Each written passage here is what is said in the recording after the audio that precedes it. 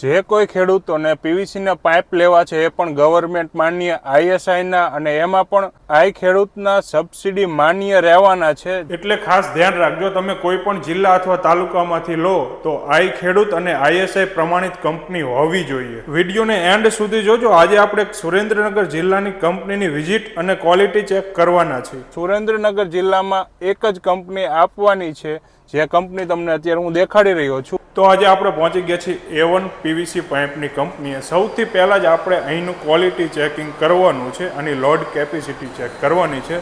આ લાઇન ઉપર બનતો પાઇપ લઈને જ આના ઉપર આપણે ટેસ્ટિંગ કરવાનું છે। આ છે અશોક લેલનનું લોડિંગ વ્હીકલ મિની ટ્રક છે, જોઈ રહ્યા છો। તેના ઉપર આનો લોડ કેપેસિટી ચેક કરી રહ્યા છીએ। ક્વોલિટી તમે જોઈ રહ્યા છો બેસ્ટ રહેવાની છે।